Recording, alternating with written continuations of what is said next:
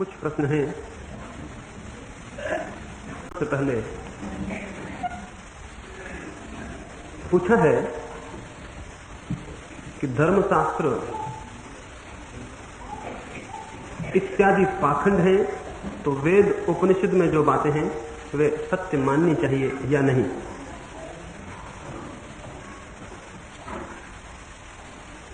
शास्त्रों में जो है उसे ही आप कभी नहीं पढ़ते हैं। शास्त्र में जो है उसे नहीं, आप जो पढ़ सकते हैं उसे ही पढ़ते हैं। इसे थोड़ा समझ लेना जरूरी होगा। यदि आप गीता को पढ़ते हैं या उपनिषद को पढ़ते हैं या बाइबल को या किसी और शास्त्र को, तो क्या आप सोचते हैं जितने लोग पढ़ते हैं वे सब एक ही बात समझते हैं? निश्चित ही जितने लोग पढ़ते हैं उतनी बातें समझते हैं। शास्त्र से जो आप समझते हैं वो शास्त्र से नहीं, आपकी ही समझ से आता है।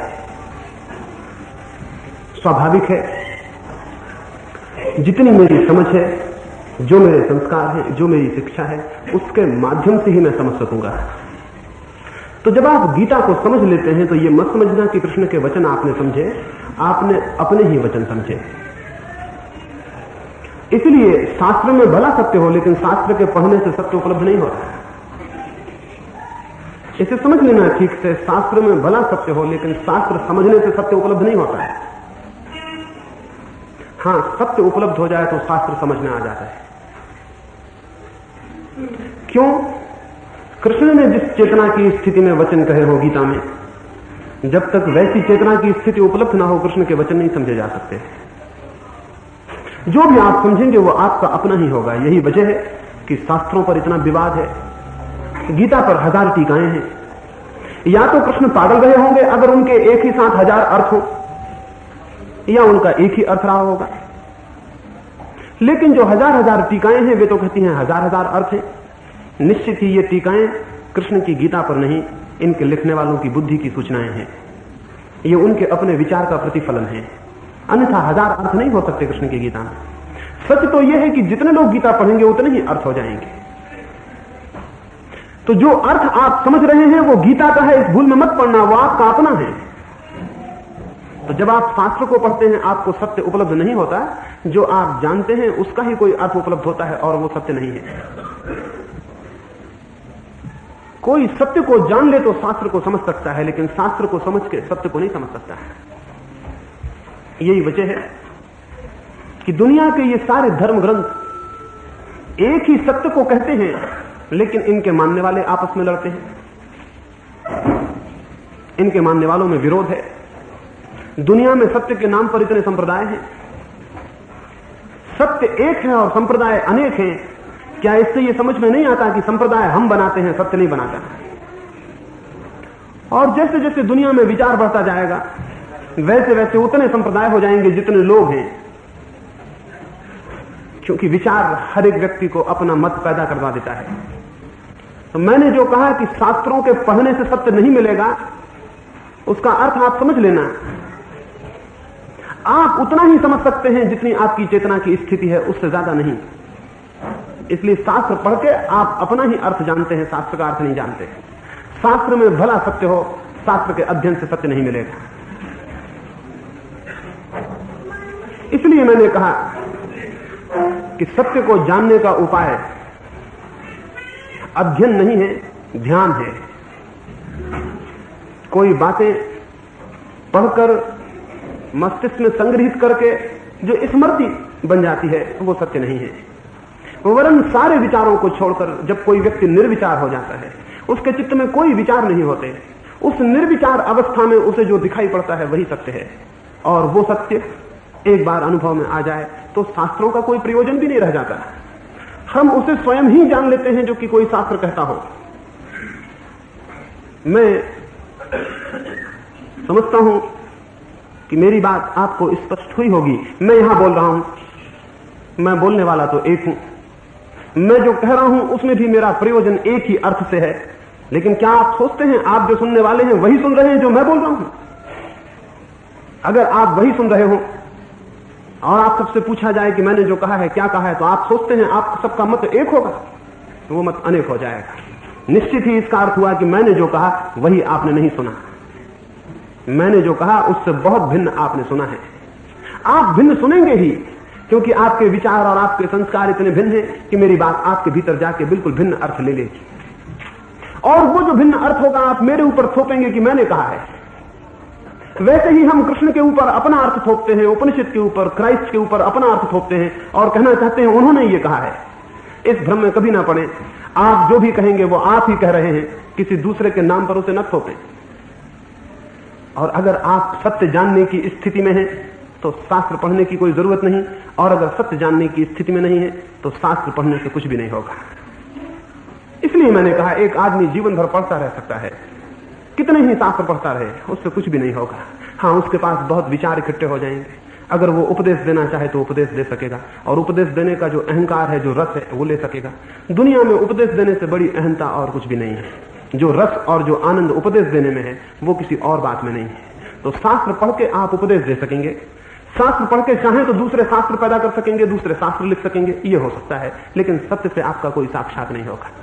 सत्य के साक्षात के लिए विचार का संग्रह नहीं, विचार का अपरिग्रह, विचार का त्याग, विचार का छोड़ देना जरूरी है। सत्य तो हमारे भीतर है, सत्य तो चारों तरफ मौजूद है, लेकिन हमारे पास देखने की आंख नहीं।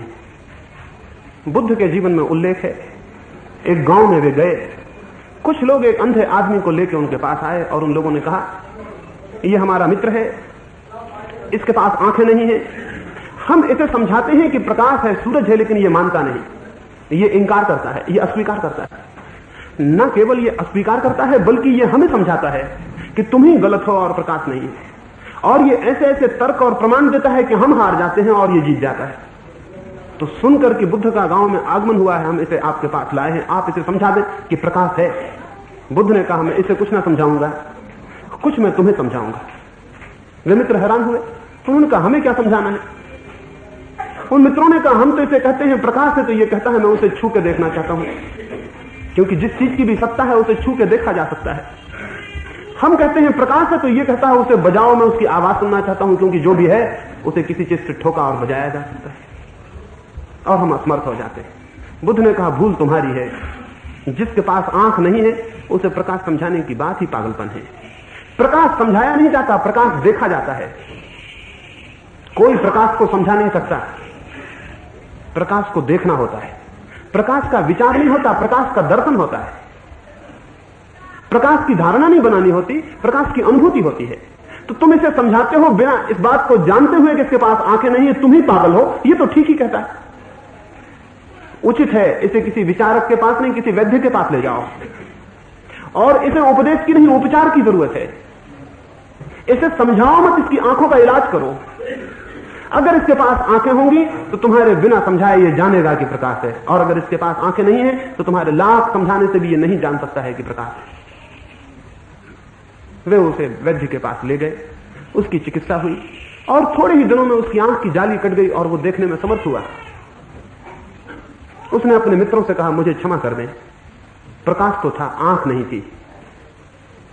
तुम कहते थे वो व्यर्थ हो जाता था, क्योंकि जिसका मुझे अनुभव नहीं था उस संबंध में कहे गए कोई भी शब्द मेरे लिए सार्थक नहीं हो सकते थे। तुम्हारी बातें मुझे व्यर्थ लगती थीं, और मुझे ऐसा लगता था कि तुम प्रकाश की बातें केवल इसलिए करते हो ताकि तुम मुझे अंधा सिद्ध कर सको। तुम मुझे अंधा सिद्ध करने के लिए प्रकाश की बातें करते हो, ये मेरी समझ में आता था। अब मैं जानता हूं कि प्रकाश है क्योंकि आंख है। सत्य का भी विचार नहीं होता, दर्शन होता है। सत्य का भी अध्ययन नहीं होता, अनुभूति होती है। सत्य के लिए भी एक तरह की आंख खोलनी होती है भीतर, तब उसकी प्रतीति होती है, कुछ शास्त्र के पढ़ने से नहीं। एक अंधे आदमी को कितना ही प्रकाश के संबंध में पढ़ाओ और समझाओ, क्या होगा?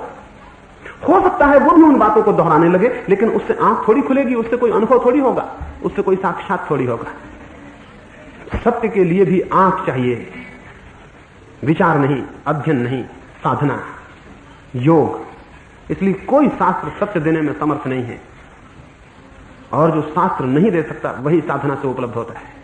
इससे यह मत समझ लेना कि मैं कह रहा हूं कि सब शास्त्र गलत हैं। इससे यह मत समझ लेना कि मैं कह रहा हूं कि शास्त्रों में कोई सत्य नहीं है। मैं जो कह रहा हूं वो ये कि शास्त्रों से सत्य उपलब्ध नहीं हो सकता है। मैं जो कह रहा हूं वो ये कि आप उनको पढ़ के सत्य को नहीं पा सकते हैं। प्रकाश के बाबत ग्रंथ हैं, लेकिन अंधे के लिए व्यर्थ हैं।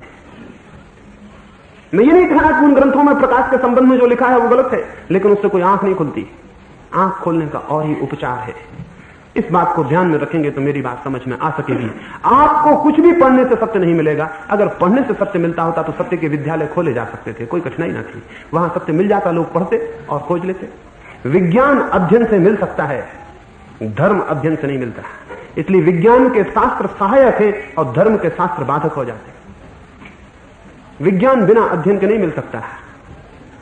जो भी जड़ के संबंध में है वह अध्ययन से मिल जाएगा, उसके शास्त्र हो सकते हैं, लेकिन जो चैतन्य के संबंध में वह अध्ययन से नहीं मिलेगा, उसकी सिर्फ अनुभूति होती है। साथ ही इसके और पूछा है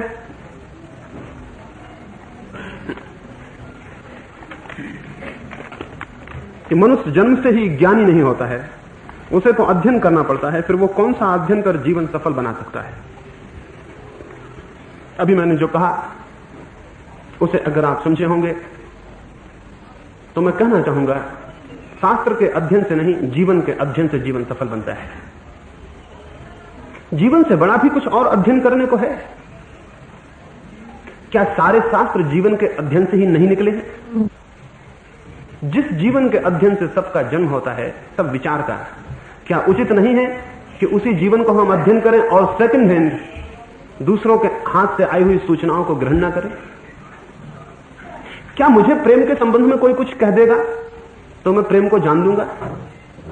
क्या मुझे प्रेम को स्वयं ही नहीं जानना होगा ताकि मैं जान सकूं? क्या मैं किसी दूसरों के प्रेम अनुभवों से कोई अनुभूति पा सकता हूं? और जब जीवन उपलब्ध है तो क्या उचित ना होगा कि मैं प्रेम को करके ही जानूं? जब जीवन मुझे मिला है तो मैं जीवन को ही अध्ययन करूं। तो हम जीवन को तो अध्ययन नहीं करते, हम शास्त्रों को अध्ययन करते हैं, जो कि बिल्कुल मृत है, जो कि बिल्कुल डेड। जीवन सामने है और हम शास्त्रों का अध्ययन करते हैं। रविंद्रनाथ के जीवन में एक उल्लेख है, वे सौंदर्य शास्त्र का अध्ययन करते थे, एस्थेटिक्स का अध्ययन करते थे। सौंदर्य क्या है इसकी खोज में थे। बहुत खोजा, बहुत शास्त्र पढ़े, सौंदर्य के बाबत कोई स्पष्ट धारणा नहीं हो पाती थी। एक रात बजरे में थे, पूरी चांद की रात थी, पूर्णिमा थी, नाव पर बजरे में थे, अपनी छोटी सी झोपड़ी में बैठ के अध्ययन करते थे, सौंदर्य शास्त्र को पढ़ते थे। फिर रात कोई 2 बजे थक गए, किताब बंद की, दिया बुझाया और अपनी कुर्सी पर लेट रहे। लेटते ही बाहर खिड़की की दृष्टि गई, खिंचे हुए खिड़की पर आके खड़े हो गए और कहने लगे, मैं कैसा पागल हूं, सौंदर्य बाहर मौजूद है और मैं शास्त्र में उसका अध्ययन कर रहा हूं। सौंदर्य बाहर मौजूद था और मैं उसका शास्त्र में अध्ययन कर रहा था। सौंदर्य निरंतर मौजूद है, लेकिन कुछ पागल हैं जो शास्त्र में उसका अध्ययन करने जाते हैं। प्रेम निरंतर मौजूद है, लेकिन कुछ पागल हैं जो प्रेम का भी अध्ययन शास्त्र में करने जाते हैं। परमात्मा निरंतर मौजूद है, लेकिन कुछ पागल हैं जो कि उसका अध्ययन करने शास्त्र में जाते हैं। जीवन चारों तरफ जो है वो क्या है? क्या प्रतिक्षण वहां परमात्मा और प्रतिक्षण वहां सत्य और सत्ता नहीं है? वहां है, लेकिन हम उसे देखने को न तो तैयार हैं, न देखने की इच्छा है, न देखने की भीतर भूमिका है। मैं आपसे कहूं कि आप जीवन को देख ही नहीं पाते और जीने से गुजर जाते हैं। आप कहेंगे कैसी बात मैं कर रहा हूं, दिन रात जीते हैं, सुबह से शाम तक जीते हैं, शाम से सुबह तक जीते हैं, 24 घंटे जीते हैं, और मैं कह रहा हूं कि आप जीवन को बिना जाने निकल जाते हैं। निश्चित मैं आपसे कह रहा हूं, आप जीवन को बिना जाने निकल जाते हैं। और इसीलिए तो सारे सवाल उठते हैं कि ईश्वर है या नहीं। अगर जीवन से परिचित हो जाते तो ईश्वर मिल जाता। इसलिए सवाल उठते हैं कि आत्मा है या नहीं। इसलिए सवाल इसमें पूछा हुआ है कि पुनर्जन्म होता है या नहीं। जो जीवन को जान लेगा उसके लिए मृत्यु विलीन हो जाती है, मृत्यु हो ही नहीं सकती, लेकिन हम जीवन को जानते नहीं। क्या हम सारे लोग मृत्यु से घबराए हुए नहीं है? अगर हम जीवन को जान लेते तो मृत्यु से कैसे घबराते? जीवन की क्या कोई मृत्यु हो सकती है? और जिसकी मृत्यु हो जाए उसे क्या हम जीवन कहेंगे? जो जीवन है उसकी कोई मृत्यु नहीं है, जो जीवन है उसका कोई अंत नहीं है, लेकिन हम जीवन से परिचित भी नहीं है। और हम जीवन से परिचित क्यों नहीं है? हम जीवन से इसलिए परिचित नहीं है कि जीवन हमेशा वर्तमान में होता है और हम या तो अतीत में होते हैं या भविष्य में होते हैं। जीवन हमेशा वर्तमान में है। समय के ये 3 खंड हैं, अतीत है जो बीत गया, भविष्य है जो अभी नहीं आया, और वर्तमान का छोटा सा क्षण है जो मौजूद है। वो जो लिविंग प्रेजेंट है, वो जो जीवित वर्तमान का क्षण है, उसमें हम कभी नहीं होते। वो बहुत छोटा सा क्षण है। इसके पहले कि हम होश में आए वो अतीत हो जाएगा। लेकिन हमारा चित्त या तो अतीत में होता है या तो हम पीछे की बातें सोचते रहते हैं या हम आगे की बातें सोचते रहते हैं, इसलिए उससे वंचित रह जाते हैं जो है, जो इसी क्षण है। मैं अपने मित्र को लेकर एक नाव पर उन्हें बिठाकर पहाड़ियों को दिखाने और नदी की यात्रा को ले गया। वे दूर से बाहर के मुल्कों से घूम के लौटे थे, बड़े कवि थे, बहुत उन्होंने यात्रा की है, बहुत नदियां, बहुत पहाड़ देखे हैं, बहुत प्रकार के सुंदर स्थानों में वे घूमे हैं। मैं उन्हें घुमाने ले गया। वे मुझसे बोले वहां क्या होगा। मैं तो बहुत झीलें, बहुत सुंदर पहाड़, बहुत जलप्रपात देखा हूं। मैंने कहा फिर भी चले। क्यों? क्योंकि मेरी मान्यता है कि हर चीज का अपना सौंदर्य है और किसी सौंदर्य की किसी दूसरे सौंदर्य से कोई तुलना नहीं हो सकती, क्योंकि इस जगत में हर चीज अनूठी है और कोई चीज दूसरी चीज जैसी नहीं है। एक छोटा सा कंकड़ का टुकड़ा भी अपने में यूनिक है, बेजोड़ है। आप सारी जमीन खोज लें तो उस जैसा दूसरा टुकड़ा नहीं मिलेगा। एक छोटा सा फूल भी अपने में बेजोड़ है, वैसा दूसरा फूल पूरे जमीन पर खोजने से नहीं मिलेगा। लेकिन मैंने उनसे कहा चले, जो छोटी सी पहाड़ियां हैं और छोटी सी नदी है उसको ही देख लें। मैं उन्हें लेके गया। 2 घंटे तक हम उन पहाड़ियों में, उस नदी के किनारे पर नाव में सब तरफ घूमे। वे स्विट्जरलैंड की झीलों की बातें करते रहे, कश्मीर की झीलों की बातें करते रहे, मैं सुनता रहा। फिर जब हम वापस लौटे 2 घंटे बाद तो उन्होंने कहा बड़ी सुंदर जगह थी। मैंने उनके मुंह पर हाथ रख दिया। मैंने कहा मत कहें, क्योंकि वहां मैं अकेला ही गया था, आप वहां नहीं गए, आप वहां नहीं थे, मैं ही वहां था, आप वहां नहीं थे।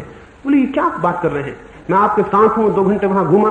मैंने कहा आप मेरे साथ दिखाई पड़ते थे, आप मेरे साथ नहीं थे। आपका चित्त स्विट्जरलैंड में रहा होगा, कश्मीर में रहा होगा, लेकिन ये जो छोटी सी पहाड़ियां हैं, ये जो छोटी सी नदी है, इसमें नहीं था।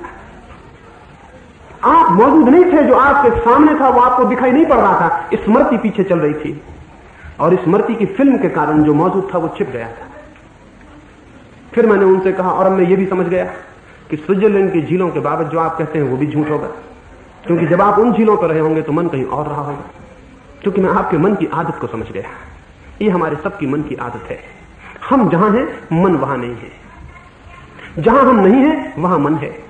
इस भांति हम जीवन से वंचित रह जाते हैं। या तो हम अतीत के संबंध में सोचते रहते हैं और या भविष्य के संबंध में सोचते रहते हैं। दोनों ही स्थितियों में जो मौजूद है वो हमसे चूक जाता है, उससे हम वंचित हो जाते हैं। और मैंने कहा जीवन सदा वर्तमान में है, न तो अतीत में कोई जीवन है और न भविष्य में कोई जीवन है। ये तो बंद कर दीजिए। देखिए, सुनिए, ये व्यवस्था बंद कर दीजिए। आप बैठ जाइए, वो जिनको आना है वो बैठ जाएंगे ना। व्यवस्था बिल्कुल मत करिए, जिसको जहां बैठना बैठ जाए। ये जो हमारा चित्त है, ये जो हमारा मन है, ये जो निरंतर अतीत में और भविष्य में घूमता है, इसके कारण हम जीवन की जो निरंतर धारा है उससे अपरिचित रह जाते हैं। तो जीवन का अध्ययन करिए, मन को अतीत में मत जाने दीजिए, मन को व्यर्थ भविष्य में मत भटकने दीजिए। उसे लाइए, जो मौजूद है वहां मौजूद करिए। अगर चांद के पास नीचे बैठे हैं तो थोड़ी देर को चांद के पास ही रह जाइए और मन के सारे अतीत और भविष्य के चिंतन को छोड़ दीजिए। अगर फूल के पास बैठे हैं तो थोड़ी देर फूल के पास ही रह जाइए और मन के सारे चिंतन को छोड़ दीजिए। जीवन को देखिए और चिंतन को छोड़ दीजिए और आप हैरान हो जाएंगे। जिसे शास्त्रों में खोजते हैं वो निरंतर हाथ के पास मौजूद है, जिसे शास्त्रों में नहीं पा सकेंगे वो निरंतर निकट है, लेकिन हम अनुपस्थित हैं। स्मरण रखें, सत्य सदा उपस्थित है, हम अनुपस्थित हैं।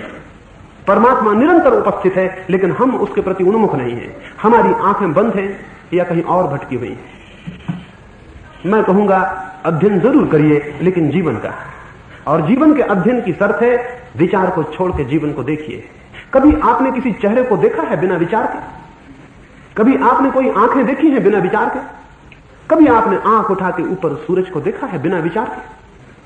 कभी आपने सागर को देखा है बिना विचार के? कोई पहाड़, कोई पर्वत, कोई फूल, कोई दरख्त, कोई सड़क, राह पर चलते हुए लोग, कोई कभी देखे हैं बिना विचार के? अगर नहीं देखे तो जीवन से कैसे परिचित होंगे? आप अपने विचार से घिरे रहेंगे, जीवन बहा जाता है। विचार को छोड़ दें और देखें, विचार को तोड़ दें और देखें, विचार को रुक जाने दें और देखें, तब जो आपको दिखाई पड़ेगा वो जीवन है। और वो जीवन, उससे बड़ा कोई अध्ययन नहीं, उससे बड़ा कोई शास्त्र नहीं।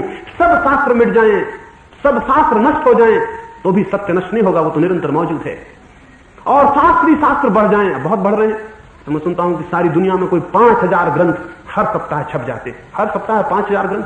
थोड़े दिनों में तो क्या स्थिति होगी, आदमी का रहना मुश्किल हो जाएगा, इतनी किताबें होंगी। इन सारी किताबों के बावजूद क्या हो रहा है, आदमी कहां है? आदमी रोज गिरता जा रहा है, किताबें बढ़ती जा रही हैं और आदमी सिकुड़ता जा रहा है। किताबें बढ़ती जाएंगी, आदमी छोटा होता जाएगा, धीरे धीरे किताबों के पहाड़ हो जाएंगे और आदमी का ज्ञान शून्य होता जा रहा है। शास्त्र से नहीं, शब्द से नहीं, जीवन के प्रति सजग होने से, जागने से। तो मैंने कहा, मैं समझता हूं मेरी बात समझ में आई होगी, अध्ययन ही करना है तो जीवन का करें। जीवन तो परमात्मा की खुली किताब है। लोग कहते हैं परमात्मा ने वेद लिखे, लोग कहते हैं परमात्मा ने कुरान भेजी, लोग कहते हैं परमात्मा ने अपना पुत्र भेजा और क्राइस्ट ने बाइबल लिखवाई। ये सब पागलपन की बातें हैं। परमात्मा ने तो एक ही किताब लिखी है, वो जिंदगी की किताब है, और तो कोई किताब परमात्मा की लिखी हुई नहीं है। और सब किताबों पर आदमी के हस्ताक्षर है, सब किताबें आदमी के हाथ की हैं। एक ही किताब है जीवन की जो परमात्मा की है। अगर वेद ही कहना है तो उसे कहें, अगर कुरान ही कहना है तो उसे कहें, अगर बाइबल ही कहनी है तो उसे कहें। वो जो जीवन, जो परमात्मा की किताब है, उसे अध्ययन करें, उसे जाने, उसे पहचाने, और बीच में किताबों को ना आने दें। बीच में किताबें आ जाएंगी तो जीवन को अध्ययन करने से आप वंचित हो जाएंगे। बीच में कोई किताब ना आने दें और सीधे जीवन को देखें। परमात्मा के पास जाना है तो किताबें लेके जाने की कौन सी जरूरत है? वो कोई स्कूल थोड़ी है, वहां किताबों का भार ले जाने की क्या जरूरत है? लेकिन कोई आदमी रामायण को लिए खड़ा है परमात्मा के बीच में, कोई बाइबल को लिए, कोई कुरान को लिए, कोई वेद को लिए। ये किताब काफी मोटी है, ये परमात्मा से नहीं मिलने देगी, इसे फेंके। परमात्मा सीधा मिल सकता है तो किताब को क्यों बीच में लिए? ये किताब को क्यों बीच में डाल रहे हैं? बीच में किसी को भी लेने की कोई जरूरत नहीं, न किताब को, न गुरु को, न तीर्थंकर को, न अवतार को, न ईश्वर पुत्र को, किसी को बीच में लेने की जरूरत नहीं। जो बीच में ले लेगा वो वंचित हो जाएगा। एक छोटी सी कहानी मुझे स्मरण आती। एक सूफी फकीर हुआ, उसने एक रात स्वप्न देखा। उसने एक रात स्वप्न देखा कि वो अचानक स्वर्ग में पहुंच गया है, परमात्मा की बस्ती में पहुंच गया है, और वहां बड़े जोर से कोई उत्सव मनाया जा रहा है। रास्तों पर बड़ी भीड़ें हैं, बड़े प्रकाश हैं, बड़ी झंडियां हैं, बड़ा आलोक है, रास्ते बड़े सजाए गए हैं, कुछ हो रहा है, कोई बड़ा उत्सव है। वो राह के किनारे खड़ा हो गया, उसने पूछा ये क्या हो रहा है? जो भीड़ वहां इकट्ठी थी, करोड़ों करोड़ों लोगों की भीड़ थी, उस भीड़ में उसने किसी से पूछा ये क्या हो रहा है? उन्होंने कहा परमात्मा की सवारी निकल रही है, आज उसका जन्मदिन है। उसने कहा बड़े भाग्य की मैं यहां आ गया और आज मुझे ये अवसर मिल गया कि मैं इसे देख लूं। फिर एक बहुत बड़ी भीड़, एक बहुत बड़ा जुलूस निकला और एक घोड़े पर भगवान बुद्ध बैठे हुए थे और करोड़ों करोड़ों लोग उनके पीछे थे। उसने पूछा क्या भगवान की सवारी आ गई? उन्होंने कहा नहीं, ये तो बुद्ध की सवारी है और उनके अनुयायी उनके पीछे। फिर राम की सवारी थी, फिर महावीर की थी, फिर क्राइस्ट की थी, फिर कृष्ण की थी, फिर मोहम्मद की थी, और सबके पीछे करोड़ों करोड़ों लोग थे। और वो आदमी बोला भगवान की सवारी कहां है? लोगों ने कहा ये तो अभी उनके अवतारों की सवारियां निकल रही, उनके प्रेमी जा रहे हैं। तो उसने सोचा जब इनकी सवारियों में करोड़ों करोड़ों लोग हैं तो भगवान की सवारी में क्या नहीं होगी हाल। आखिर में जबकि सारा जलसा निकल गया और कोई नहीं दिखाई पड़ता था, तो बिल्कुल मरे से घोड़े पर एक बूढ़ा आदमी बैठा, और उसने कहा कि अभी तक भगवान की सवारी नहीं आई। लोगों ने कहा ये जो आ रही भगवान की सवारी है, इनके साथ कोई भी नहीं है, ये बिल्कुल अकेले पड़ गए हैं, क्योंकि बाकी सारे लोग कोई राम के साथ है, कोई कृष्ण के साथ है, कोई महावीर के, कोई बुद्ध के, कोई क्राइस्ट के, कोई मोहम्मद के, इनके साथ कोई भी नहीं है, बहुत अकेले पड़ गए, इनकी सवारी अकेली जा रही है। वो जन्मदिन उन्हीं का है, उनकी सवारी बिल्कुल अकेली है। ऐसा ही हुआ है, किताबें, गुरु और अवतार और ईश्वर पुत्र बीच में आ गए, जबकि परमात्मा से कोई भी संपर्क अगर हो सकता है तो सीधा हो सकता है। प्रेम का कोई भी संपर्क सीधा हो सकता है, बीच में कोई आदमी नहीं हो सकता प्रेम में। अब मैं किसी को प्रेम करूं और एक आदमी बीच में हो, प्रेम कैसे होगा? और मैं प्रार्थना करूं और एक आदमी बीच में हो तो प्रार्थना कैसे होगी? मैं किसी को प्रेम करूं, कोई बीच में एक आदमी हो, एजेंट हो, तो कैसे प्रेम होगा? प्रेम तो सीधा होगा, वहां बीच में कोई नहीं हो सकता। प्रार्थना भी प्रेम है, वो अपरसीम प्रेम है, वो भी सीधी होगी, वहां भी कोई बीच में नहीं हो सकता, न कोई किताब, न कोई शब्द, न कोई गुरु। जो भी बीच में है उसे हटा दें, कृपा करें उसे हटा दें। अगर परमात्मा तक या सत्य तक पहुंचना है तो बीच से सबको हटा दें। आप काफी हैं, अकेले काफी हैं। और जीवन को अध्ययन करें और जीवन को जानें, और जीवन से जो मिलेगा वही सत्य है, और जीवन से जो मिलेगा वही जीवन है, जीवन से जो मिलेगा वही मुक्त करता है। एक प्रश्न पूछा है कि हठयोग से समाधि लेकर साधना की जाए या राजयोग को लेकर या किसी और को लेकर। समाधि भी कोई बहुत प्रकार की होती है कि हठयोग की समाधि कोई अलग होती है और राजयोग की समाधि कोई अलग होती है। हम तो हर चीज में विभाजन किए हुए हैं और हर चीज में लेबल लगाए हुए हैं, हर चीज में ग्रेडेशन किए हुए हैं। वो दुकान की आदत है ना दिमाग में बाजार की आदत है, वहां हर चीज का लेबल है, हर चीज का अलग अलग डब्बा है, हर चीज का अलग अलग खांचा है। वही हमारा धर्म के बाबत भी है, वही हमारा हर चीज के बाबत है। हर चीज में हम सोचते हैं कि चीजें अलग अलग होंगी। एक बाउल साधु हुआ बंगाल में, वैष्णव साधु था। बाउल तो प्रेम की बात करते हैं, वे तो कहते हैं कि प्रेम ही सब कुछ है, वही परमात्मा है। एक बहुत बड़ा पंडित उसके पास गया। उस पंडित ने कहा कि कितने प्रकार का प्रेम होता है मालूम? उस बाउल ने कहा प्रेम और प्रकार मैंने कभी सुना नहीं। प्रेम तो हम जानते हैं, प्रकार हम नहीं जानते। तो उसने कहा कुछ भी नहीं जाना, जीवन तुम्हारा व्यर्थ गया। हमारे शास्त्र में प्रेम 5 प्रकार का लिखा हुआ है और तुम्हें यह भी पता नहीं है कि कितने प्रकार का प्रेम होता, तो तुम प्रेम क्या जानोगे? तो साधु बोला जब शास्त्र में लिखा है तो ठीक ही लिखा होगा, मैं ही गलत होऊंगा। लेकिन मैं तो प्रेम को ही जानता हूं, प्रकार को नहीं जानता। फिर भी तुम कहते हो तो मैं सुन लूं, तुम्हारे शास्त्र को मुझे सुना दो। तो उस पंडित ने अपने शास्त्र को खोला और बताया कि कितने प्रकार का प्रेम होता है, सब समझाया। जब वो पूरी बात समझा चुका तो उसने फकीर से पूछा कि समझे कुछ, क्या प्रभाव पड़ा? वो बाउल हंसने लगा और उसने कहा क्या प्रभाव पड़ा? जब तुम शास्त्र को पढ़ने लगे तो मुझे ऐसा प्रतीत हुआ कि कोई सुनार सोने के कसने के पत्थर को लेकर फूलों की बगिया में आ गया है और फूलों को उस पत्थर पर कस कस कर देख रहा है कि कौन सा फूल असली, कौन सा फूल नकली। मुझे ऐसा लगा। उसने कहा पागल, प्रेम के कहीं प्रकार हुए हैं और जहां प्रकार हो वहां कोई प्रेम होगा?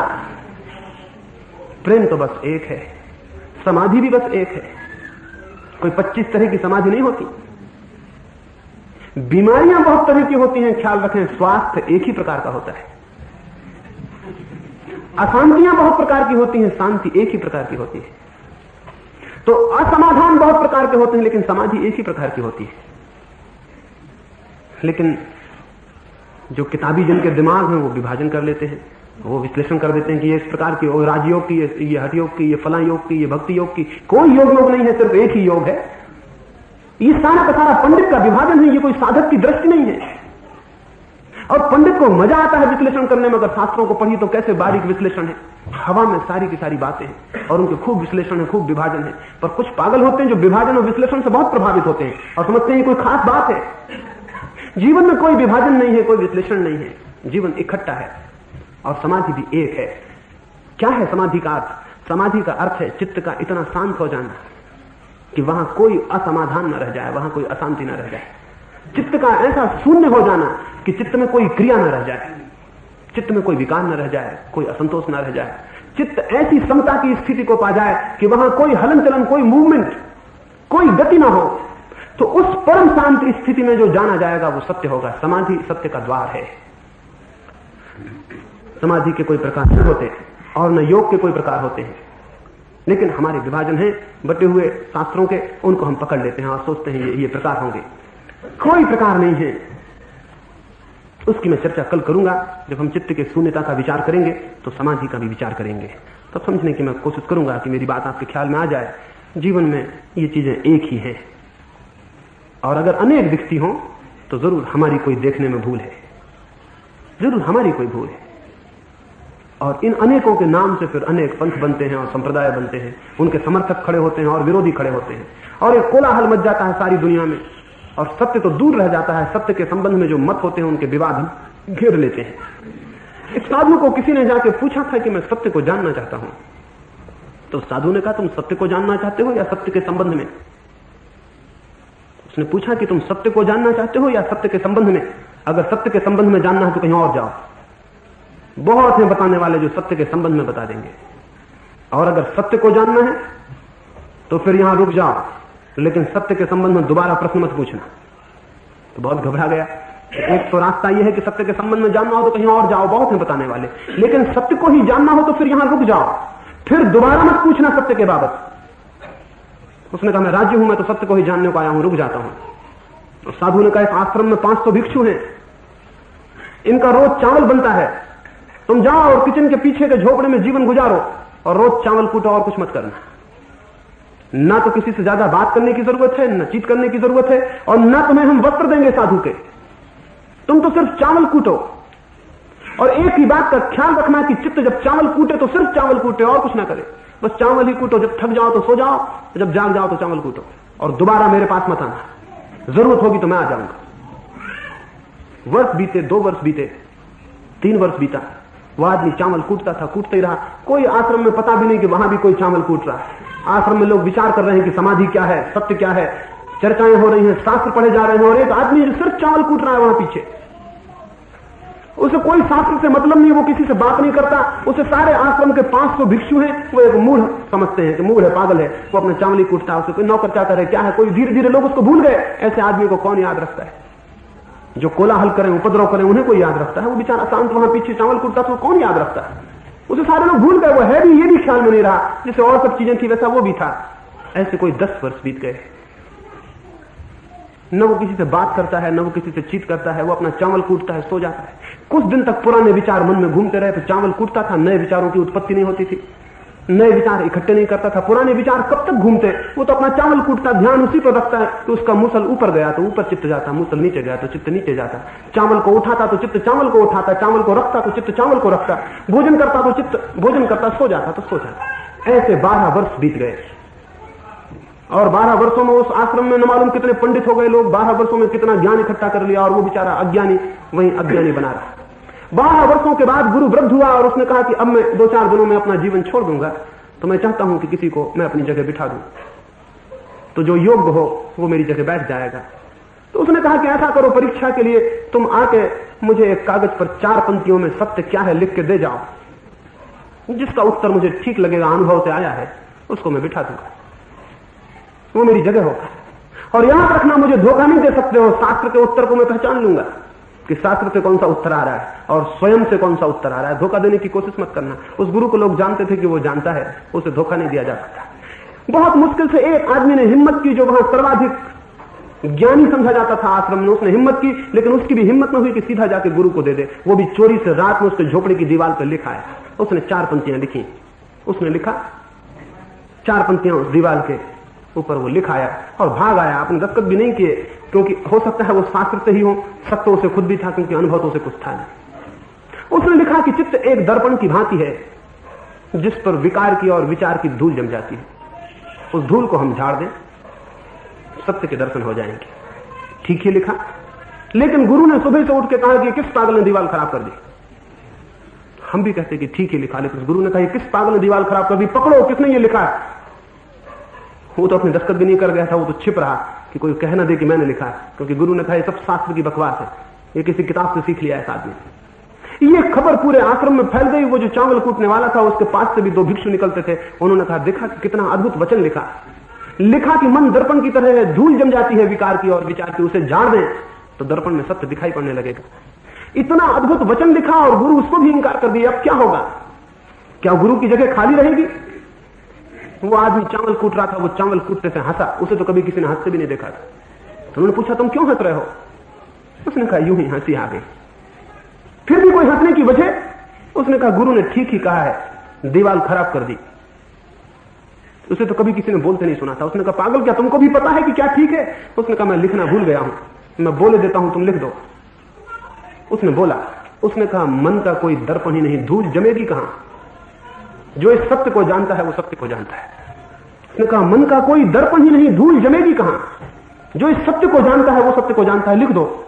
और गुरु भाग आया, उसके पैरों पर गिर पड़ा कि ठीक इस दिन की प्रतीक्षा थी, आशा केवल तुमसे थी। ये समाधि को उपलब्ध हुआ व्यक्ति। वे शास्त्र को पढ़ने वाले लोग शास्त्र पर रहे, ये व्यक्ति समाधि को उपलब्ध हुआ।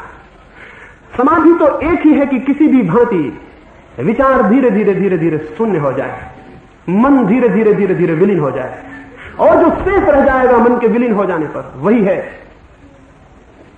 कहीं से और किसी भी भांति कोई सत्य पर पहुंच जाए, वो समाधि को उपलब्ध हो गया।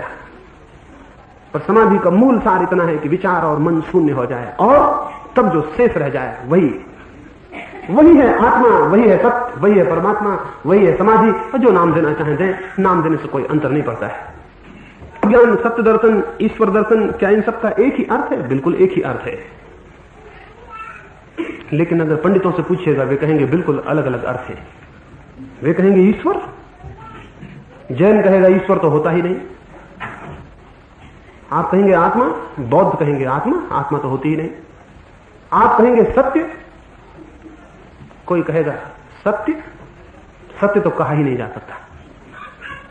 आत्मा या सत्य या ईश्वर ऐसा लगेगा अलग अलग है। जो है उसका कोई नाम नहीं है। नाम तो काम चलाओ है, कोई भी नाम हम दे दे। आपका जो नाम है आप समझते हैं वो आपका नाम है। किसी भी चीज का जो नाम है आप समझते हैं वो उसका नाम है। नाम तो दिया हुआ है, लगाया हुआ है, काम चलाऊ है। आपको अगर राम किसी ने कह दिया है माँ बाप ने तो आप राम हो गए, तो आप सोचते हैं राम आपका नाम है। आप कोई नाम लेके पैदा हुए हैं, आप कोई नाम लेके मरेंगे।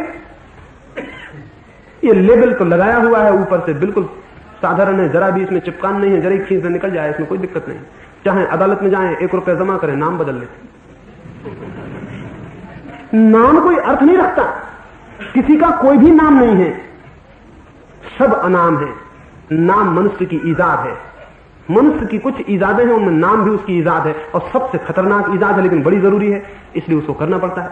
किसी का कोई भी नाम नहीं है। तो जो है, वो जो टोटलिटी है, वो जो समग्र सत्ता है, सारे जगत की जो सत्ता है, उसका भी कोई नाम कैसे होगा? तो हम अपने बच्चों के नाम रखते हैं, बुद्धि हमारी गड़बड़ है, नाम रखने की आदत है। अब तो मकानों के भी नाम रखते हैं, भगवान का भी नाम रखते हैं, वही आदत। बच्चों का नाम रखते हैं, मकानों का नाम रखते हैं, सड़कों का नाम रखते हैं, चौगड्डों का नाम रखते हैं, भगवान का भी नाम रखते हैं। नाम रखने की आदत हमारे मन में है, क्योंकि बिना नाम के हम कैसे पहचानेंगे किसी को भी, इसलिए उसका भी कोई नाम रखते हैं। और फिर नामों पर लड़ते हैं, क्योंकि दूसरा कोई दूसरा नाम रख देता है, तीसरा कोई तीसरा नाम रख देता है। वो ऐसा ही मामला है कि एक बच्चा हो, 3-4 उसके बाप हो, और तय ना हो कि कौन उसका बाप है, और वो सब उसका एक एक नाम रख दे, और सारे लोग लड़ने लगे कि इसका नाम यह है और इसका नाम यह है। ऐसी परमात्मा की गति है। वो आपका पुत्र तो नहीं है, लेकिन बाप और बहुत उसके लड़के हैं, और वो सब उसका नाम रखे हुए हैं, और हर एक नाम वाला दावा करता है कि यही नाम सत्य है। कोई नाम नहीं है, जो है उसका कोई नाम नहीं है।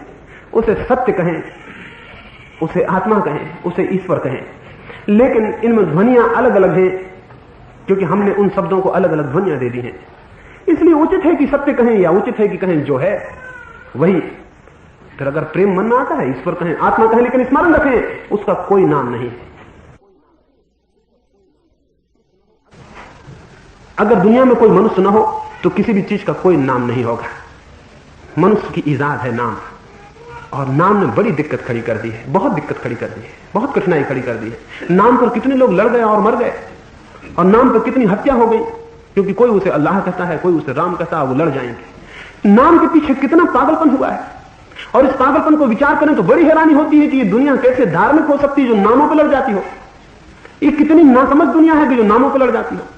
एक मित्र मेरे घर मेहमान थे, वो एक साधु थे। सुबह सुबह मुझसे बोले कि मैं मंदिर जाना चाहता हूं। मैंने कहा किस लिए जाना चाहते हैं?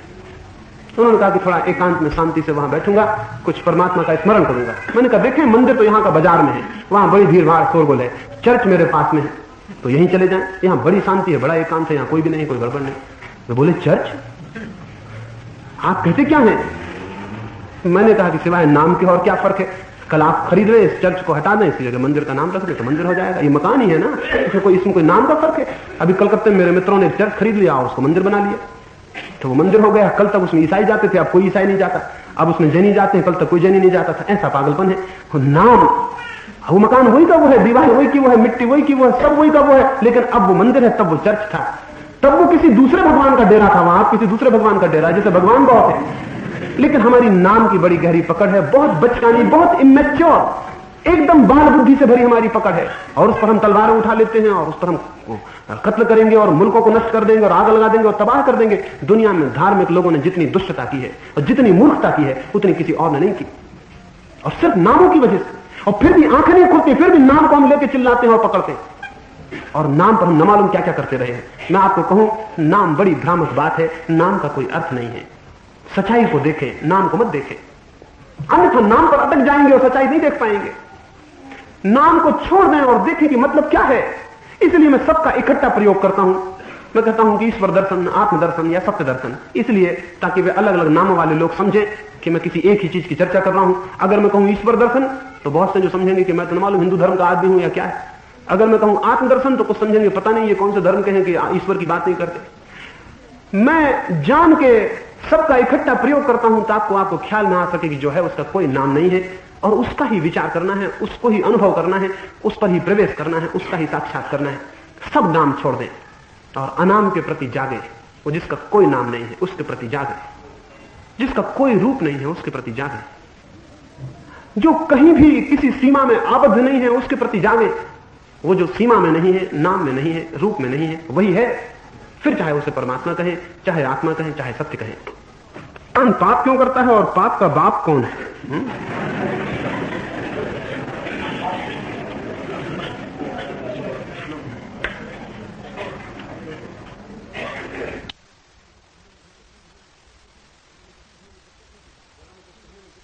जरा मुझे कहने में दिक्कत होगी, बाप तो आप ही हैं, कोई और तो कैसे बाप होगा? तबीयत यह होती है कोई और हो, कोई और बता दिया जाए कि कोई और बाप है पाप का। आप ही हैं। और जब मैं कह रहा हूं आप ही, तो बिल्कुल आपसे कह रहा हूं, आपके पड़ोसी आदमी से नहीं कह रहा, बिल्कुल आपसे ही कह रहा हूं, आपके बगल वाले से नहीं कह रहा हूं। और पाप क्यों करता है? सच तो यह है कि इस दुनिया में कोई भी पाप नहीं करता, पाप होता है। पाप किया ही नहीं जा सकता और ना पुण्य किया जा सकता है। पुण्य भी होता है और पाप भी होता है। इसे थोड़ा समझ लेना पड़ेगा, क्योंकि सामान्यतः हम ऐसे कहते हैं फला आदमी पाप करता है, फला आदमी पुण्य करता है। यानी हमें ख्याल कुछ ऐसा है जैसे कि आदमी के बस में है, वो चाहे तो पुण्य करे, चाहे तो पाप करे। जब आप पाप करते हैं, कभी आपने विचार किया क्या आपके बस में था कि आप चाहते तो ना करते? और अगर बस में था तो रुक ही क्यों ना गए? जब आप क्रोध में आते हैं तो क्या आप जानते हैं कि आपके बस में था कि आप क्रोध में ना आते? जब कोई आदमी किसी की हत्या करता है तो आप सोचते हैं उसके वश में था कि वो हत्या न करता? तो क्या आप सोचते हैं कि वश में होते हुए उसने हत्या की है? मेरी दृष्टि ऐसी नहीं है। मनुष्य अगर मूर्छित है तो उससे पाप होगा ही। पाप मूर्छा का सहज परिणाम है। कोई पाप करता नहीं है, मूर्छा में पाप होता है। इसलिए किसी पापी के प्रति मेरे मन में कोई निंदा नहीं है। और ये जो आप कहते हैं कि पाप करता है, ये असल में निंदा लेने का रस लेना चाहते हैं। दुनिया के सभी साधु और सज्जन दूसरे को पापी कह के मजा लेना चाहते हैं, रस लेना चाहते हैं, क्योंकि जितने जोर से वे आपको पापी सिद्ध कर दें उतने ही ज्यादा वे पुण्यात्मा सिद्ध हो जाते हैं। इसलिए दुनिया में निंदा का रस है, कंडेमनेशन का रस है। दूसरे आदमी की निंदा करो और कहो कि वो पापी है और पाप करता है। और इस दुनिया में जो बहुत गहरे पाप में है, वो अपने पाप को छिपाने के लिए चिल्लाते फिरते हैं कि फला फला पाप है, फला फला लोग पाप कर रहे हैं और पाप से बचो। क्योंकि जो चिल्लाने लगता है कि पाप से बचो, आपको यह ख्याल पैदा हो जाता है ये आदमी तो कम से कम पाप से बचे ही होगा।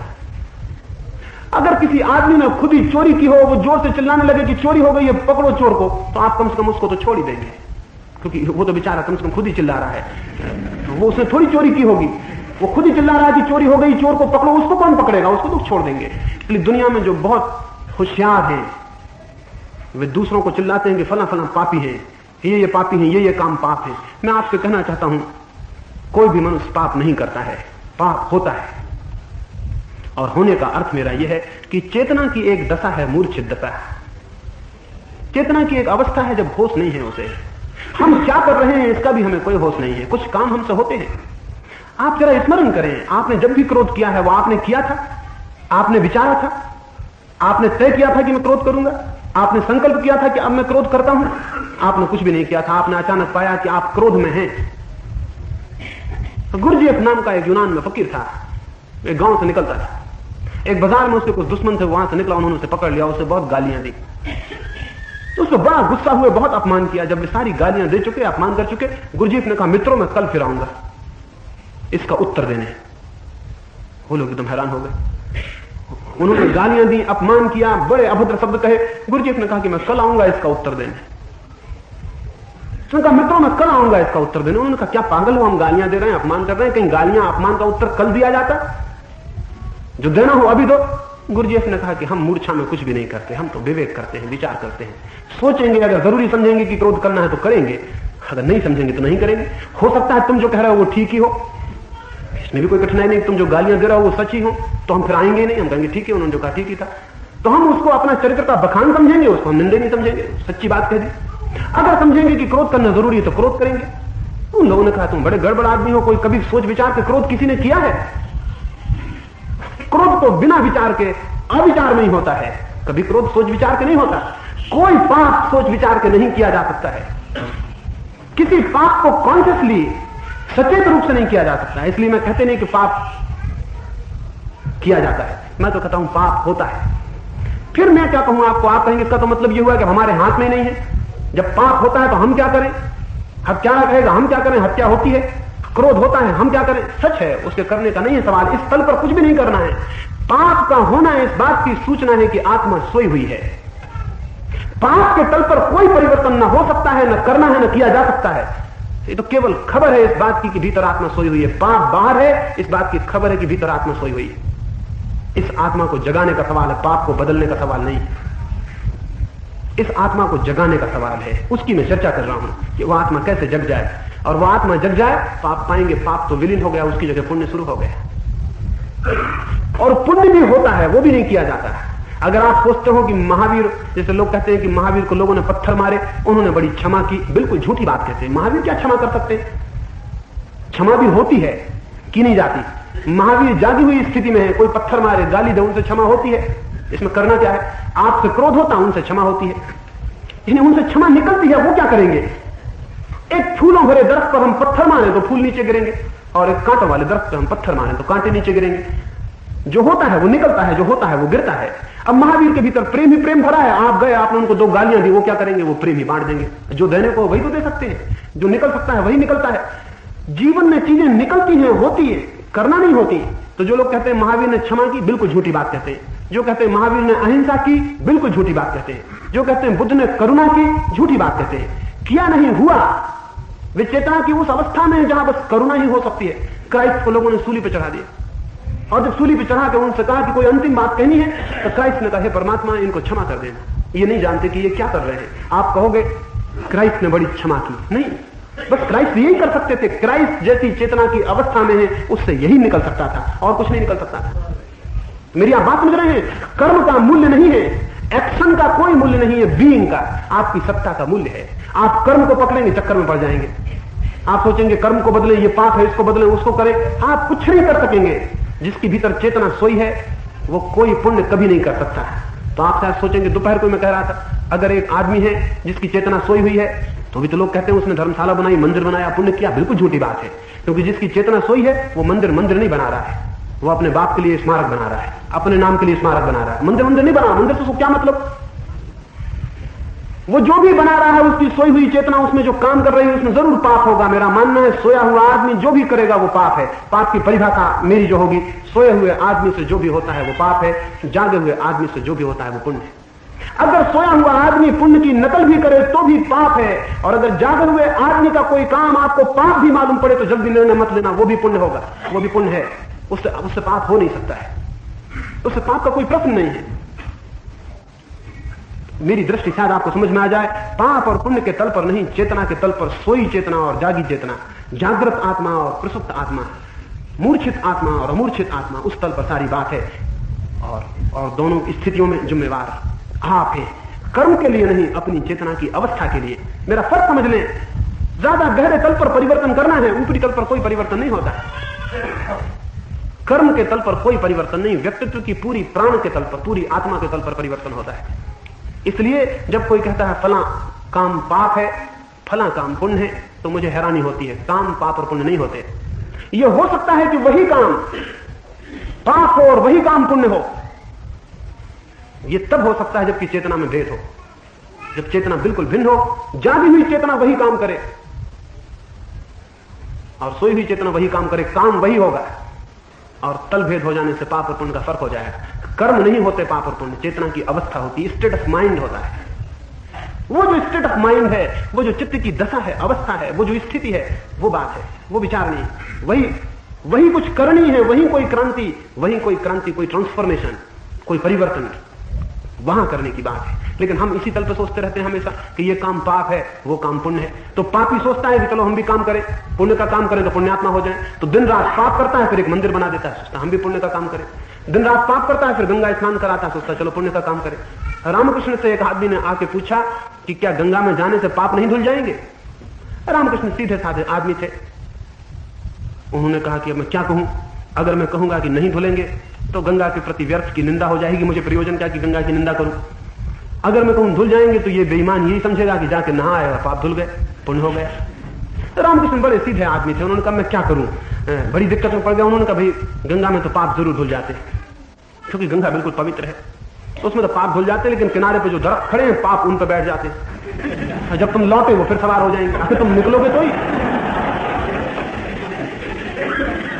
तुम नदी के तो बाहर निकलोगे ही ना, कब तक डूबे रहोगे? तो जब तक डूबे रहोगे नहीं होगा, फिर बाहर क्या होगा? तो कोई ऐसा रास्ता नहीं है कि आप गंगा में नहा आए, कि मंदिर बना लिया, कि कुछ दान कर दिया, कि कुछ ये कर दिया, कि कुछ वो कर दिया, कि कुछ सेवा कर दी, कि कोई अस्पताल खोल दिया, कि कोई स्कूल खोल दिया। इससे आप ये मत सोचना कि आप कोई पुण्य कर रहे हैं, ये कोई पुण्य नहीं है, क्योंकि आपकी चेतना की जो दशा है वो पाप की है, उससे निकले हुए सारे कृत्य पाप होंगे, ये ऊपर ढंग से कोई फर्क नहीं पड़ेगा। और एक आदमी हो सकता है जिसकी चेतना की दशा परिवर्तित हो गई, उससे कोई ऐसा काम भी आपको दिखाई पड़े जो लगे कि अरे ये क्या किया। गांधी जी ने एक बछड़े को जहर दे दिया, सारा मुल्क जो कि हमारा अहिंसा का चिंतन करता है वो कहने लगा पाप हो गए। निश्चित ही अगर ठीक से समझे तो एक बछड़े को मार डालना पाप है, इसमें क्या शक शुबा है? वो गांधी ने कहा वो मार डाला। आखिर गांधी को भी आपके बराबर तो बुद्धि थी, वो भी तो सोच सकते थे कि पाप है। इतनी बुद्धि तो कम से कम थी जितनी आपके पास है, जितनी उनके पास है जो कहते हैं गांधी ने पाप किया, इतनी बुद्धि तो थी। लेकिन फिर मामला क्या हो गया?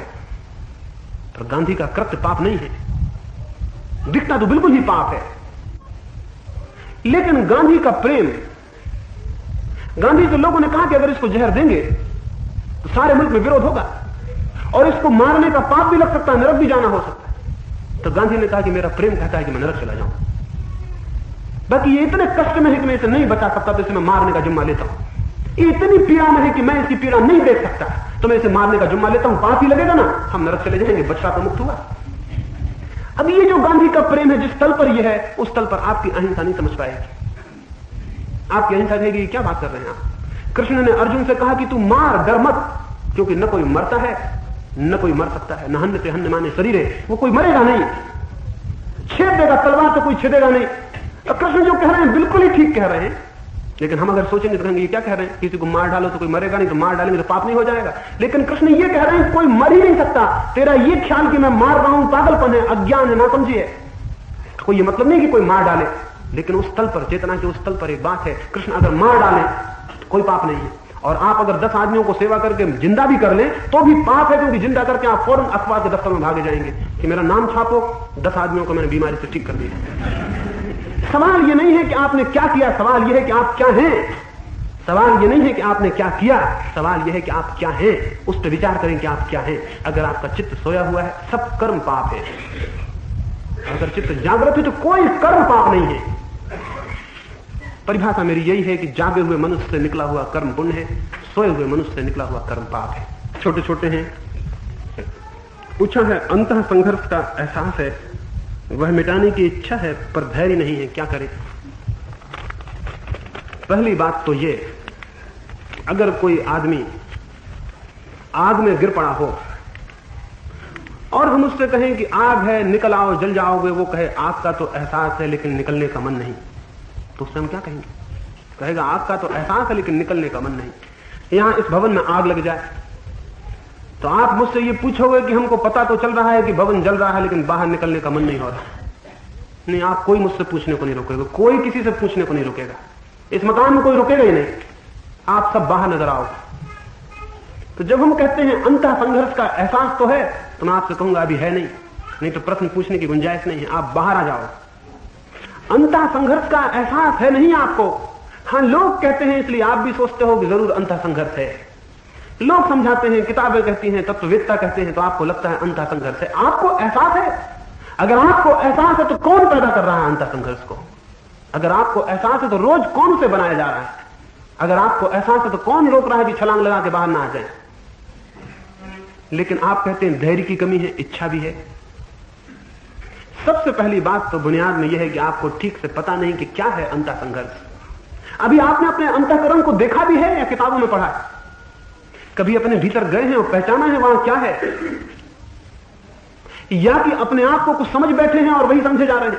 हर आदमी के भीतर कम से कम 3 व्यक्तित्व हो जाते हैं। एक तो जैसा वो है लेकिन उसे उसका कोई पता नहीं, एक दूसरा जैसा वो अपने को समझता है, और एक वैसा जैसा वो लोगों को स्वयं को समझाना चाहता है। कोई 3 तल पर आदमी बढ़ जाता है। एक तो वो जैसा वो है लेकिन उसे खुद भी पता नहीं, एक वो जैसा कि वो अपने को समझता है कि मैं हूं, और एक वो जैसा कि वो लोगों को समझाना चाहता है कि मैं हूं। तो 3 तल पे आदमी बटा रहता है। असली आदमी वो है जो आप हैं, लेकिन आप अपने को समझते होंगे मैं तो बहुत विनीत हूं, और भीतर अहंकार भरा होगा। और आप समझते होंगे मैं तो बहुत धार्मिक हूं, और भीतर अधर्म भरा होगा।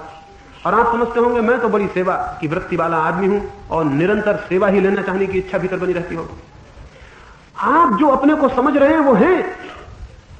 अगर आप उसी पर रुके रहे तो आप अपने वास्तविक अंतःकरण को कभी नहीं जान सकेंगे। हर आदमी को इससे पहले कि वो अपने को जान सके नग्न होना होता है, उसे कपड़े छोड़ देने होते हैं। हम ऊपर से ही कपड़े नहीं पहने हैं, भीतर मन पर भी बहुत कपड़े पहने हुए हैं। और हम केवल ऊपर ही नंगे होने से नहीं डरते हैं, भीतर तो बहुत ही ज्यादा डरते हैं। बहुत घबराते हैं कि कहीं नग्न हम खुद अपने को ना देख लें, जो हम हैं कहीं वही हमें दिखाई ना पड़ जाए, नहीं तो हम अपने से घबरा जाएंगे, अपने से डर जाएंगे। इसलिए बहुत सी अपनी शक्लें बना लेते हैं, बहुत प्रकार से अपने को सजा लेते हैं, बहुत प्रकार से अपनी व्यवस्था कर लेते हैं कि अपना असली अंतःकरण दिखाई ना पड़े। इसके पहले कि कोई अपने अंतःकरण को जानना चाहता हो, ये सारे लिबास उतार देने जरूरी है। वो जो जो मुखौटे आपने पहन रखे हैं, वो जो जो चेहरे और नकाब आपने लगा रखी है, वो अलग कर देना जरूरी है। और तब आप अपने को देख सकेंगे और तब पहचान सकेंगे। उस समय जो अंतः संघर्ष, जो इनर कॉन्फ्लिक्ट, जो तकलीफ, जो बेचैनी, जो कलह भीतर मालूम होगी, उस कलह से निकलने में देर नहीं लगती, उस कलह से बाहर आने में कठिनाई नहीं होती। उस कलह के बाहर आना एकदम आसान है, क्योंकि उसे हमने ही खड़ा किया है, उसे किसी और दूसरे ने खड़ा नहीं किया। हमें साफ दिख जाता है कि हम किन किन कारणों से ये कलह को खड़ा किए हैं, और उन कारणों के प्रति पोषण बंद हो जाता है। अगर मुझे दिखाई पड़ जाए कि मेरे घर में एक झाड़ पैदा हो रहा है जिसमें कांटे लग रहे हैं, और सारे घर में कांटे फैलते जा रहे हैं, और रोज मैं उसी झाड़ की जड़ में पानी भी डालता हूं, खाद भी डालता हूं, मैं खाद भी डालता हूं, पानी भी डालता हूं, बागड़ भी लगाता हूं कि कोई जानवर झाड़ को ना खा जाए, और झाड़ में से कांटे निकल रहे हैं, सारे घर में विषाक्त कर रहे हैं, सारे घर में कांटे फैल रहे हैं, और मैं परेशान हो गया हूं, और मैं बाहर जाऊंगा किसी से पूछूं कि बड़ी मुश्किल है, घर में एक झाड़ पैदा हो गया जिसमें कांटे ही कांटे निकलते हैं, सारे घर में फैल रहे हैं। और वो आदमी आया और देखे कि सुबह से मैं खाद भी देता हूं, पानी भी देता हूं, बागड़ भी लगाता हूं, कोई जानवर ना खा जाए, कोई नुकसान ना कर दे, तो वो आदमी मुझसे क्या कहेगा कि क्या मामला क्या है, बात क्या है, मस्तिष्क ठीक है कि खराब हो गया है? क्योंकि जिस कांटे का तुम विरोध कर रहे हो उसी कांटे को रोज पानी दिए जा रहे हो, लेकिन हमको पता ही नहीं। हम कांटे का तो विरोध करते हैं और हमें पता नहीं कि उसी की जड़ों में पानी देते हैं। ये पता इसलिए नहीं है कि कांटे को पकड़ के हमने प्रवेश नहीं किया कि हम जड़ तक पहुंच जाएं। कांटे को पकड़ के अगर हम प्रवेश कर जाएं तो अंततः हम जड़ तक पहुंच जाएंगे, और जड़ हमें दिखाई दे जाएगी, फिर उसमें पानी नहीं दे सकते, फिर बागड़ तोड़ देंगे, पानी देना बंद कर देंगे, वो खाद देना बंद कर देंगे, झाड़ अपने से सूख जाएगा और मर जाएगा, जड़ें नहीं होंगी, कांटे भी नहीं होंगे। लेकिन कांटे तो हमको चुभते हैं और जड़ों का हमें पता नहीं कि इन कांटों की जड़ें क्या हैं। तो अपने चित्त में भीतर जाएं, जहां जहां कलह दिखाई पड़ती है भीतर घुसें, भीतर जाएं, पहुंचे कि कलह क्या है। अभी मैं आया, उसी दिन एक व्यक्ति ने आकर मुझसे कहा, एक युवक ने आकर कहा कि मेरा मन बड़ा अशांत है, मेरे मन को किसी भांति शांत करने का उपाय बता दो। मैंने कहा शांत किस लिए करना चाहते हो? उसने कहा वो IAS की परीक्षा में बैठ रहा हूं, उसमें मैं चाहता हूं कि मैं प्रथम आ जाऊं, उसमें मैं प्रथम आ जाऊं, इसके लिए शांत होना है। मैंने कहा कि देखो, जड़ को पानी दोगे और कांटे को इंकार करोगे, कठिन हो जाएगा। जहां प्रतियोगिता का भाव है वहीं अशांति है। जहां मैं दूसरों को पीछे छोड़ना चाहता और खुद आगे जाना चाहता हूं, अशांति में खुद पैदा कर रहा हूं। और फिर मैं कहता हूं मैं अशांत नहीं होना चाहता लेकिन आगे जाना चाहता हूं, तो गड़बड़ हो गया ना, ये तो कंट्राडिक्टरी हो गया। वही आदमी शांत हो सकता है जो पीछा खड़े होने के लिए राजी हो, जो आगे जाने की फिक्र छोड़ दे, नहीं तो फिर अशांति को वर्ण करें, फिर घबराते क्यों हैं? जब आगे जाने की प्रतियोगिता करनी है तो फिर अशांति तो उसका फल है, वो होगी ही, फिर उसको स्वीकार कर लेंगे, अशांत होंगे, प्रतियोगिता करेंगे। लेकिन प्रतियोगिता करना चाहते हैं और शांत रहना चाहते हैं ताकि प्रतियोगिता ठीक से कर सके, तो बड़ी गड़बड़ बात हो गई। क्राइस्ट ने कहा है, धन्य है वे लोग जो अंतिम होने का सामर्थ्य रखते हैं, टू बी द लास्ट, सबसे पीछे खड़े होने का जो सामर्थ्य रखते हैं, धन्य है वे लोग, क्योंकि परमात्मा की दृष्टि में वे प्रथम खड़े हो गए। सवाल यह है कि जो आदमी पीछे होने का साहस रखता है, इतने साहस के लोग बहुत कम हैं। आगे आके खड़े होने का साहस बड़ी बात नहीं, वो तो नॉर्मल है, सब में है, सभी आगे आके खड़े होना चाहते हैं। आगे आके खड़े होने का साहस कोई मूल्यवान नहीं है। किसी मुल्क का राष्ट्रपति हो जाने में कोई साहस नहीं है, बिल्कुल सामान्य बात है। हर एक आदमी होना चाहता है, कोई भी अदना आदमी होना चाहता है, आखिर कोई ना कोई अदना आदमी हो ही जाता है, उसमें कोई मूल्य नहीं है। मूल्य तो अंतिम खड़े होने का साहस है, क्योंकि वो आदमी मुश्किल से कोई कर पाता है। क्राइस्ट ने कहा, धन्य है वे लोग जो अंतिम खड़े होने का साहस करते हैं, वे परमात्मा की दृष्टि में प्रथम खड़े हो गए। तो जब हम प्रतियोगिता कर रहे हैं और प्रतियोगिता को पोषण दे रहे हैं और फिर हम कहते हैं कि हम शांति चाहते हैं, तो फिर आपको पता नहीं कि अशांति का कांटा प्रतियोगिता की जड़ में से लग रहा है। तो अपने चित्त में जाएं, ये मैंने एक उदाहरण के लिए कहा, अपने चित्त में जाएं, अपने चित्त को समझें, तो आप जहां जहां आपको दिखाई पड़ रहा है कि कठिनाई है, उसी के पीछे आपको दिखाई पड़ेगा मैं ही पानी दे रहा हूं। और जब आपको दिख जाएगा कि मैं ही पानी दे रहा हूं, तो फिर आपके हाथ में है, अगर कांटे रखना हो तो पानी और दें, अगर कांटे न रखने हो पानी देना बंद कर दें। किसी और का निर्णय नहीं लेना है, आपका निर्णय है। अपने अंतःकरण को ठीक से जाने, किसी से पूछने की कोई जरूरत नहीं रह जाएगी, कोई जरूरत किसी से पूछने की नहीं है। लेकिन चूंकि अंतःकरण को हम नहीं जानते, इसलिए हम पूछते हैं। जड़ों को बचाए रखना चाहते हैं, कांटों को अलग करना चाहते हैं। इससे सारी कॉन्फ्लिक्ट, सारी परेशानी खड़ी होती है। किसी मनुष्य के लिए कोई कठिनाई नहीं है, एक ही कठिनाई है कि अपने अंतःकरण को पूरा नहीं जानता। और दो तरह का ये काम चलता है, कांटों को हटाना चाहते हैं, जड़ों को पानी देते हैं। जिन फूलों को लाना चाहते हैं, उनकी जड़ों को पानी नहीं देते, उन्हीं फूलों को ला के लगाने की कोशिश करते हैं। ऐसा दोहरा आपका काम है। अच्छे गुण लाना चाहते हैं तो उनकी जड़ों का पता नहीं लगाते कि अच्छे गुण की जड़ें कहां होती। अच्छे गुणों को ऊपर से चिपका लेना चाहते हैं। जो बुराइयां हैं उन्हें अलग करना चाहते हैं, उनकी जड़ें नहीं देखते जिनमें पानी दिए जा रहे हैं। और फिर जितनी आप ऊपर से कलम करते हैं, पता होना चाहिए, साधारण सा बगीचे का माली जानता है कि जिस जिस चीज की कलम की जाती है उसका झाड़ और घना हो जाता है। तो ऊपर से जिस जिसकी आप कलम करेंगे उसका झाड़ और घना हो जाएगा, उसकी जड़ें और मोटी हो जाएंगी। ऊपर से कलम करते हैं, नीचे पानी देते हैं, जीवन असुविधा में, कलह में, कॉन्फ्लिक्ट में पड़ जाता है। इसको समझे। कोई दूसरा आदमी कोई तंत्र मंत्र नहीं है कहीं कि आपको कोई दे दिया और आपने एक ताबीज बांध लिया और आप शांत हो गए, या आपने राम राम जप लिया आधा घंटे और आप शांत हो गए, या आप मंदिर गए भगवान के सामने कुछ आपने आरती हिलाई और आप शांत हो गए, या आप कहीं गए कहीं कोई गाय दान कर दी और आप शांत हो गए। इस पागलपन में मत पड़ना। कोई इस भांति शांत नहीं होता। शांत होने के लिए तो भीतर के अंतःकरण के सारे विरोधाभास मिटाने होंगे। असली साधना वहां है। एक कपड़े छोड़ के भाग गए और रंग लिए कपड़े और ये कर लिया वो कर लिया, इससे कोई साधना नहीं है। इससे कोई शांत नहीं होता और न अंतःकरण शुद्धता को उपलब्ध होता है। जीवन के वास्तविक समस्याओं को हल करना है तो समस्याओं से भागने का मत सोचें। समस्याओं को पकड़ें, पहचानें, उनमें प्रवेश करें, जानें, उनके अंतिम जड़ तक खोज करें। यही विज्ञान है। जीवन को परिवर्तित करने का यही रास्ता है। जीवन को ऊर्ध्व करने का यही रास्ता है। उसकी समस्याओं के भीतर प्रवेश करके, जड़ों को पकड़ के, जड़ों को पहचानते ही क्रांति शुरू हो जाएगी।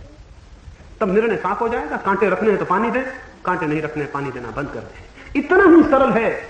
निश्चित ही इतनी ही सरल बात है, लेकिन थोड़ा सा श्रम तो होगा ही। थोड़ा सा भीतर जाने का श्रम तो लेना ही पड़ेगा। थोड़ा सा तो निर्भय होकर प्रवेश करना ही पड़ेगा। और ऐसी स्थिति है कि लोग अनजान अकेले रास्ते पर जाने में जितने नहीं डरते, उतने अपने भीतर जाने में डरते हैं। और डरने का कारण है क्योंकि अपना झूठा चेहरा बना रखा है।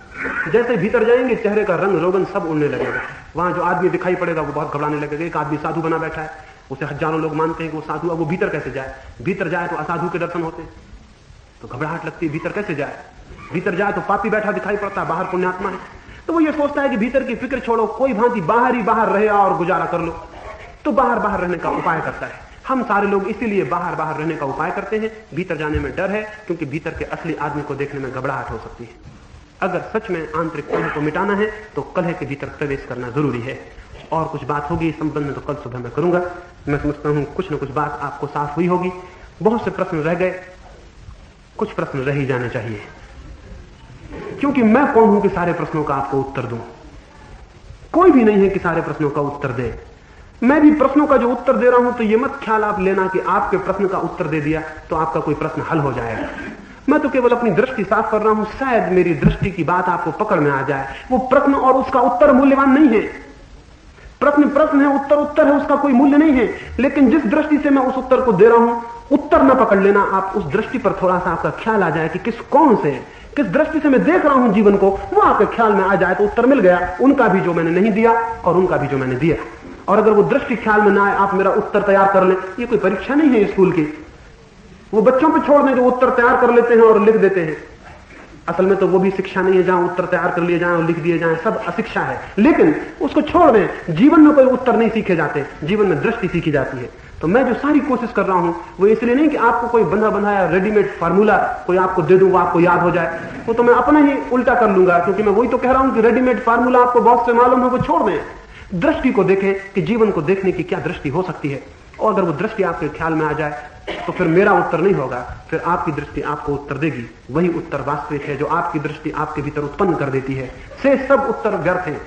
मैं सोचता हूं मेरी बात समझ में आई होगी। इतने प्रेम से मेरी बातों को सुन रहे हैं। बहुत सी बातें कड़वी भी होंगी, बहुत सी क्या अधिक बातें कड़वी होंगी, फिर भी प्रेम से सुनते हैं तो बड़ी अनुकंपा आपकी मुझ पर मालूम होती है, बहुत आपकी दया मुझ पर मालूम होती है कि मेरी कड़वी बात को भी इतने प्रेम से सुन लेते हैं। कोई पुराना जमाना होता तो पत्थर मारते, कुछ और करते। दुनिया कुछ बेहतर हो गई, आदमी कुछ अच्छा हुआ है, वो प्रेम से सुन लेता है। यही बड़ी कृपा है, परमात्मा की बड़ी कृपा है कि दुनिया थोड़ी सी बेहतर है। नहीं तो इतनी बात कहने में मुश्किल हो जाए, आप आ जाए मेरे ऊपर सिर को पकड़ने। इतनी कृपा करते हैं तो मुझे बड़ा अनुग्रह मालूम होता है। मेरी कड़वी बात को भी सुन लेते हैं शांति से। परमात्मा करे उस पर विचार भी करेंगे, थोड़ा उसको सोचेंगे, मानेंगे कभी नहीं, सोचेंगे, समझेंगे। वो आपको किसी दिन ठीक लगे दृष्टि तो आपके भीतर एक द्वार खुल जाएगा। वो द्वार आपका होगा, वो मेरा नहीं होगा। उस वक्त आपको कुछ दिखाई पड़ेगा, वो आपका होगा, वो मेरा नहीं होगा। उस आशा में कहता हूं कि शायद कहीं किसी की तैयारी हो और कोई बात उसके भीतर खुल जाए, कोई एक गठान भी थोड़ी ढीली हो जाए तो भी बड़ी बात हो जाती है। तो धन्यवाद देता हूं और सबके भीतर बैठे परमात्मा को प्रणाम करता हूं। मेरे प्रणाम स्वीकार करें।